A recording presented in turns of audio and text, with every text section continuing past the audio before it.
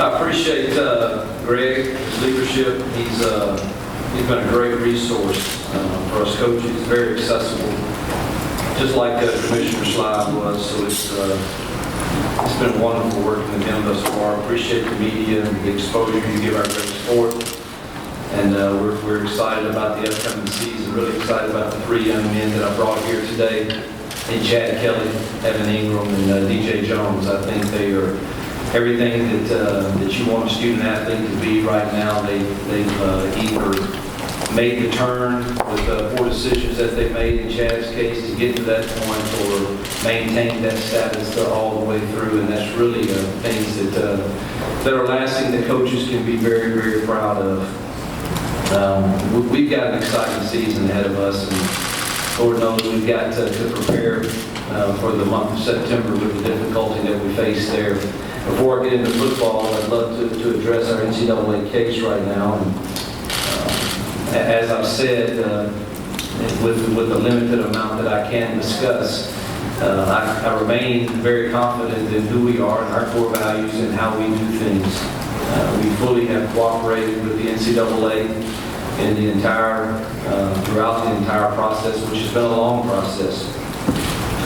We discovered most of the facts that led to self-reports, and that's how a good compliance office works.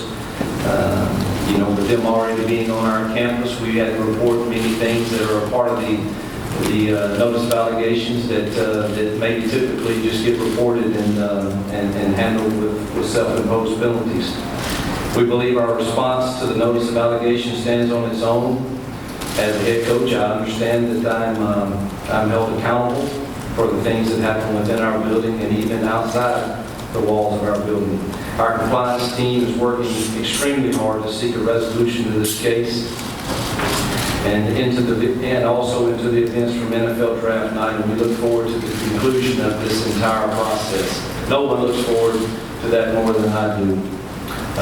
On our team, as we head into the season, I think if you were to start to build a football team to compete in the Southeastern Conference, you would start with quarterback first and defensive line next.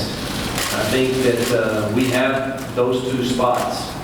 I love Chad Kelly's work ethic. He is a gym rat and studies more film than probably the coaches do. He's going to lead our football team very, very well. Our defensive line led by DJ Jones and Marquise Haynes and Bud All Brown and Isaac Rose being back, which is a great story.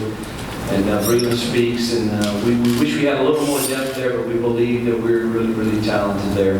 Excited about our chemistry. Our chemistry, we just don't have a lot of turnover in our place. Our staffs are happy.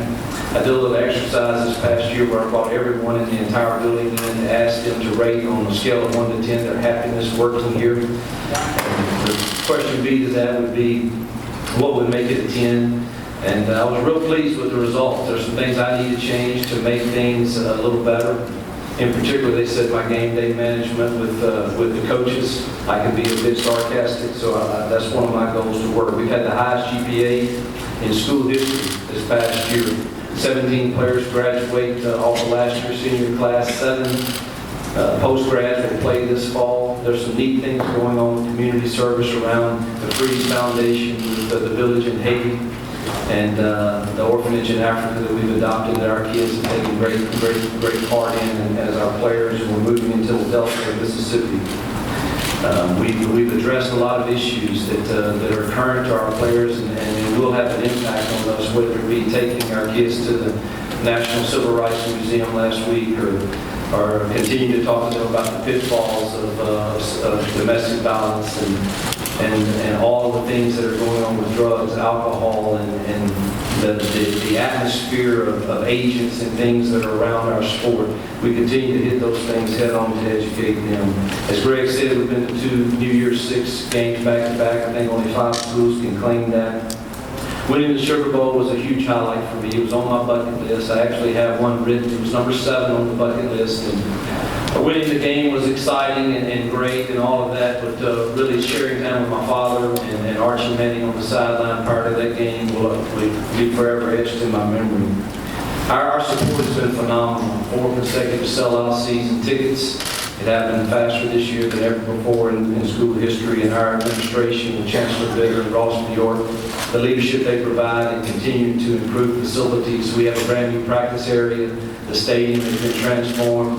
I think the visiting teams are going to love what they see when they come, and our players are definitely excited about that. The records that we've shattered since we've been at Ole Miss are pretty remarkable. A lot of that is due to the offensive stuff that we've had. Our defense led the nation one year also in scoring, and then last year offensively we led the SEC in most every category. So there's a lot of great returners there. We lost a lot of great players. Most people want to talk about Laramie and Robert and Laquan, but man, the Cody Cores of the world, the Trey Elsons of the world, and the Mike Hiltons and the Fine Coopers and the Channing Wards, all of these kids that play so many snaps for us that are now on NFL rosters, we definitely will miss them, but we've recruited extremely well and really excited about some of the young kids that we have that we get the chance to develop as we get toward the season. So we don't have to obviously work too hard to get prepared, to get motivated for week one,